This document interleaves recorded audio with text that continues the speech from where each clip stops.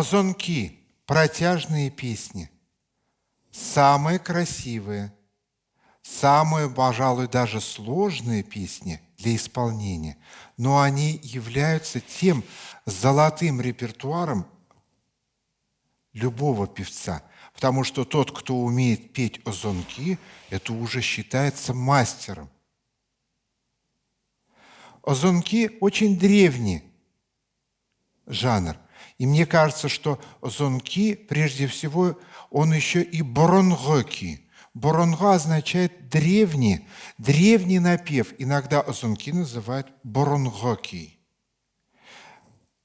Что характерно при исполнении этих песен? Прежде всего, наличие мон. Мон. Об этом слове многие пытались написать, рассказать, воспеть, но это не переводимое на русский язык слово. Есть слово «монгаю», «монглану», грустить, грустный или там печальный, да, но «мон» – это не о грусти и печали только, это особое состояние в душе поющего, в душе человека, который пытается в своем внутреннем пространстве прежде всего раскрыть какую-то особую тонкость духовную, когда он в человеческое что-то погружает. И, конечно же, это состояние исполнителя, оно передается и его слушателю. И поэтому, когда мы слушаем озонки, мы можем и заплакать. И поэтому говорят, бик мұңлы жырлады, очень пел с какой-то печалью и тоской, что даже захотелось заплакать. Я считаю, что песни, которые способны заставить своего слушателя заплакать, это особые песни. И озонки как раз это такой жанр, который нас заставляет плакать. Плакать не от того, что нам жалко, а от того, что в душе нас переполняют чувства. Чувство любви, чувство сострадания. И мне кажется, эти песни самые лучшие песни. И они вошли в золотой фонд репертуара нашего ансамбля. Среди них мы, конечно же, назовем «Тефтиляу» на слова Габдуллы Тукая, «Эль-Люки» на слова Тукая и «Караурман». «Караурман» – самые излюбленные песни всех татар. Их огромное множество. «Иске Караурман» – старый Караурман, то есть старый напев. «Яңа Караурман» – новый Караурман. «Темный лес», «дремучий лес» – так переводится Караурман. Просто урман. Караурман аша, через темный лес проезжая. Караурман кіргәш, въезжая в темный лес. Да? Видите, как много песен связано с образом леса. А почему? Да потому что лес всегда был в жизни народа самым главным источником дров, источником строительства. В лесу всегда люди находили себе и пропитание, это и охота, и собирательство, и ягоды. Все, что нужно было человеку, человек мог найти в лесу. Но ведь лес темный, через него просто так не пройдешь.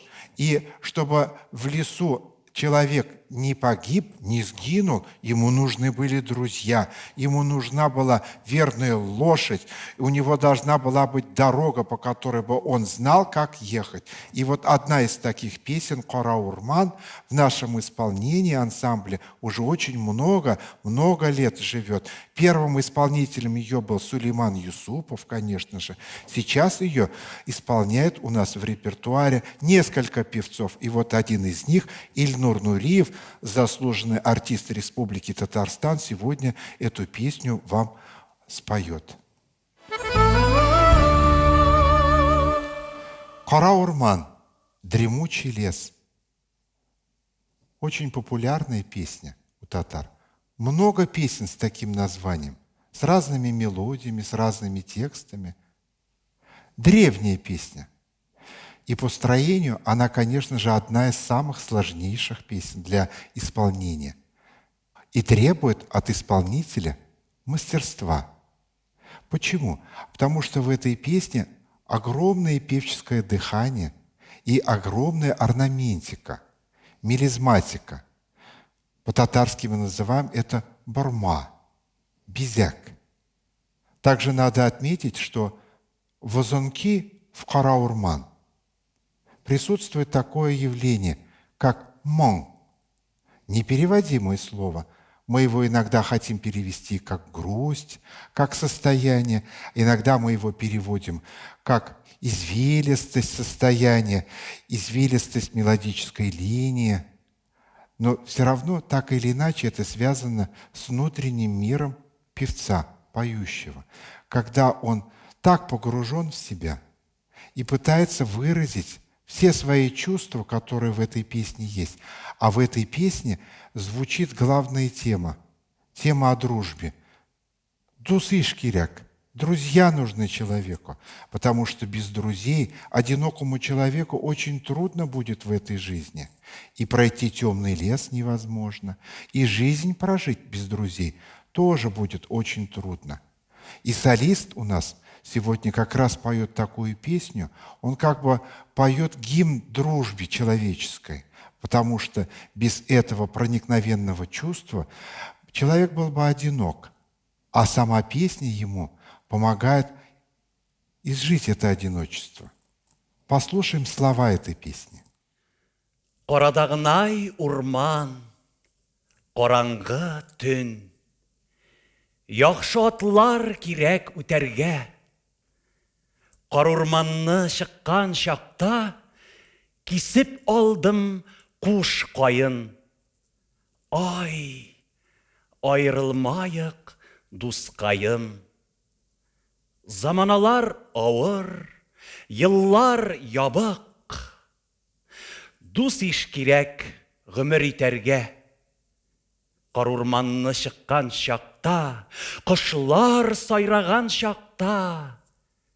Ай, бик яман шул шақта. Вот в самих словах есть особый драматизм и в то же время лирическое состояние, поэтическое состояние. Вот у Ильнура мы сейчас спросим, а мон для него что означает? Мон – это состояние души. Это не каждый человек монло поет, монло по-татарски говорю. Это, мне кажется, я так чувствую, мон оттуда Всевышний дает. Не всем.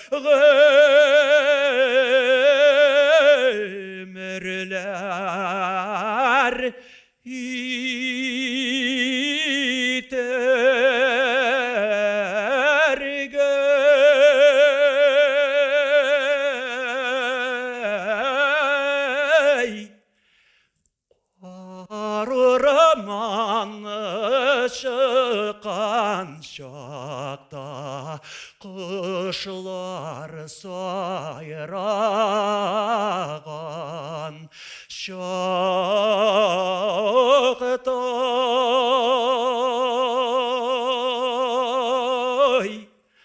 Ой,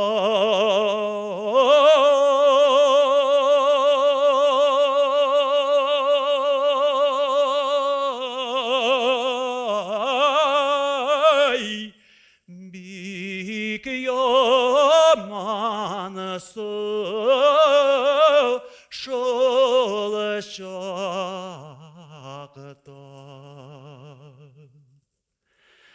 Ой,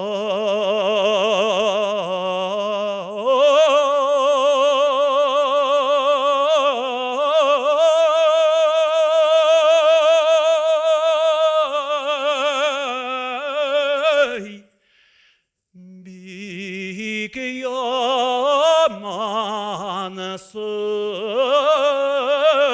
шол шақтой.